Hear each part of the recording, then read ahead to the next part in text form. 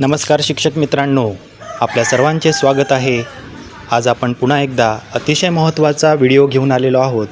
यामध्ये आज आपण बघणार आहोत की उल्हास या ॲपवर आपण परीक्षा घेतलेल्या उमेदवारांचे गुण कसे भरायचे, तसेच त्यांना कशाप्रकारे आधी सिलेक्ट करून घ्यायचे आहे, त्यानंतर त्यांना आपल्याला गुण देण्याची सुविधा उपलब्ध होणार आहे. तर उल्हास पोर्टलवर आपण पहिले लॉग इन करणार आहोत. त्यासाठी लॉग इन वाया पासवर्ड याचा वापर न करता लॉग इन वाया OTP हे ऑप्शन आपल्याला निवडायचं आहे. यामध्ये आपण आपल्या मुख्याध्यापकांचा मोबाईल नंबर टाकून त्यांच्या मोबाईलवर OTP सेंड करणार आहोत. तो OTP इथे टाकून त्याखालील कॅप्चा आपल्याला भरायचा आहे. कॅप्चा भरून झाल्यानंतर आपण व्हेरीफाय OTP हे बटन दाबणार आहोत.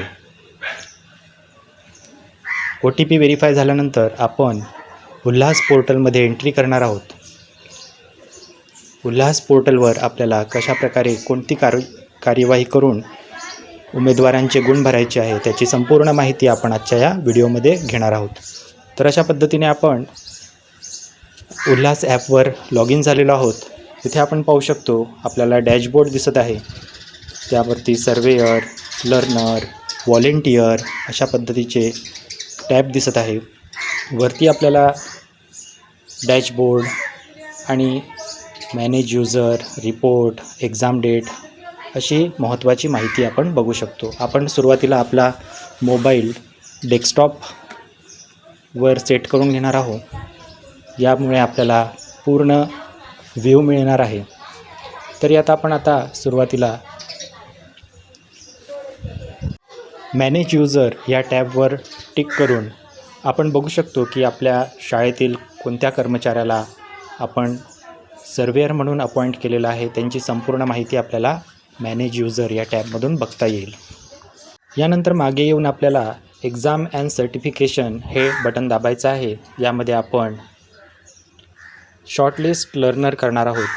आपल्याला आपल्या शाळेत आतापर्यंत जेवढे आपण लर्नर टॅग केलेले आहे सर्वांना आपल्याला या परीक्षेसाठी अपियर करायचं नाही आहे. तर ज्यांना आपल्याला अपियर करायचं आहे त्यांना सिलेक्ट करून शॉर्टलिस्ट करायची आहे. तर मी आता माझ्या परीक्षा केंद्रावरती जेवढे लर्नर आहे त्यांना मी शॉर्टलिस्ट केलेलं आहे. त्यांची एक्झाम डेट मी निवडून घेतलेली आहे. शॉर्टलिस्ट करताना त्यांच्या नावापुढील बॉक्सवर मी टिक केले होते. असे 8 लर्नर मी या परीक्षेसाठी शॉर्टलिस्ट करून घेतलेले आहे. त्यांची परीक्षा डेटसुद्धा आपण निवडून घेतलेली आहे शेवटच्या टॅबवरून. आता मी आता ज्या पद्धतीने दाखवलं त्या पद्धतीने ब्लू बॉक्स टिक करून घ्यायचा आहे. माझे जेवढे लर्नर या परीक्षेसाठी बसणार आहेत त्यांना मी टिक करून सिलेक्ट केलेलं आहे आणि शॉर्टलिस्ट करून घेतलेले आहे. अशा पद्धतीने आपली पहिली पायरी पूर्ण झालेली आहे. आता आपण वळणार आहोत आपल्या दुसऱ्या पायरीकरिता. त्याकडे वळण्याआधी आपण एक्सेल शीट डाउनलोड करून घेऊ शकतो.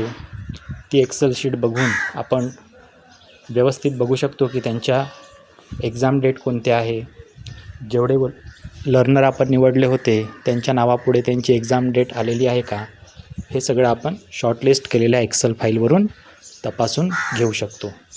तर इथे आपली पहिली पायरी संपलेली आहे. आता आपण पुन्हा एकदा लॉग आऊट होऊन पुन्हा लॉग इन करणार आहोत. पुन्हा उल्हास पोर्टल असं आपण टाईप करू आणि पुन्हा लॉग इन वाया OTP हे ऑप्शन निवडून मुख्याध्यापकांचा मोबाईल क्रमांक टाकून कॅप्चा टाकून त्यांच्या मोबाईल क्रमांकावर आलेला OTP आपण टाकून घेणार आहोत.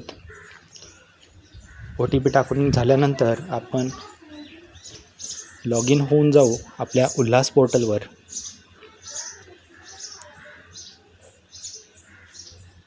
तर आपण बघू शकतो की मुख्याध्यापकांचा मोबाईल क्रमांक मी इथे टाकत आहे. त्यानंतर कॅप्चा. ही प्रोसेस जराशी वेळखाऊ असली तरी अत्यंत आवश्यक आणि अतिशय बारकाईने करायची प्रोसेस आहे. यामध्ये फक्त मुख्याध्यापकच लॉग इन होऊ शकतात. सर्वेअर यात लॉग इन होऊ शकत नाही. म्हणून मुख्याध्यापकांचा क्रमांक टाकून OTPद्वारे आपण लॉग इन होत आहोत. पुन्हा एकदा आपण त्या डॅशबोर्डवर पोहोचलेलो आहोत. यात पुन्हा एकदा आपण एक्झाम अँड सर्टिफिकेशन हे टॅब निवडू आणि खालून दुसरं हे ऑप्शन आपण निवडणार आहोत. यामध्ये इम्पॉर्टंट इन्फॉर्मेशन फॉर यूजर ही माहिती आपल्याला वाचून घ्यायची आहे. त्याच्याच वरती आपल्याला 3 टॅब दिसत आहे. एडिट मार्क्स हे ऑप्शन आपण निवडायचं आहे पहिलं टॅब. आणि त्यानंतर आपल्याला इथे आपण परीक्षेला प्रविष्ट केलेल्या उमेदवारांचे गुण भरून घेणार आहोत. त्यांचं वाचन, लेखन आणि संख्याज्ञान या तीनही मध्ये 50-50 पैकी आपण किती गुणदान केलेलं आहे ते आपण भरून घेणार आहोत. आणि त्यानंतर नेक्स्ट ऑप्शन आपण निवडणार आहोत 2 नंबरचं सेव्ह ॲज ड्राफ्ट. त्यानंतर येणारं नोटिफिकेशनला आपल्याला क्लिक करून घ्यायचं आहे. आणि त्यानंतर शेवटचं टॅब आपल्यासाठी ओपन होणार आहे ते आहे फ्रीज. एकदा का आपण आपली माहिती फ्रीज केली की त्यानंतर आपल्याला पुन्हा माहिती दुरुस्त करता येणार नाही. त्यामुळे सर्व